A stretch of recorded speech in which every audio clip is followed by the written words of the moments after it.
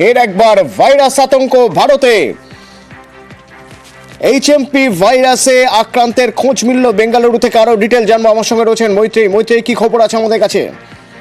অতনু, দেখো, 8 মাসের এই শিশু বেঙ্গালুরুর ব্যাপটিস্ট হাসপাতালে সে চিকিৎসাধীন রয়েছে। তার হাসপাতালের তরফ থেকে তার এইচএমপিভির পরীক্ষা করার জন্য যে নমুনা পাঠানো হয়েছিল, সেই নমুনা পজিটিভ এসেছে বলে হাসপাতালের তরফ থেকে জানানো হয়েছে।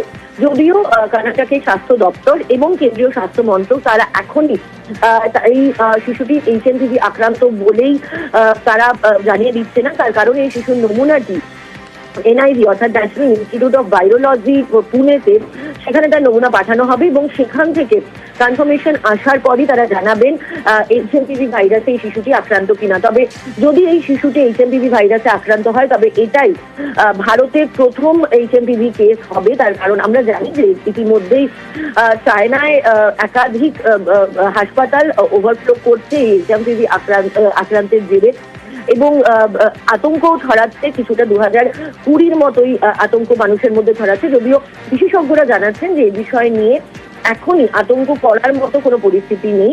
সচেতন হওয়ার প্রয়োজন রয়েছে, কিন্তু আতঙ্কিত হওয়ার মতো পরিস্থিতি এখনো তৈরি হয়নি।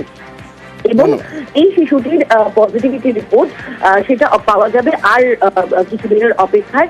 তার কারণ এনআইভি পুনেতে তার নমুনা পাঠানো হচ্ছে কেন্দ্র সরকারের তরফ থেকে। ধন্যবাদ।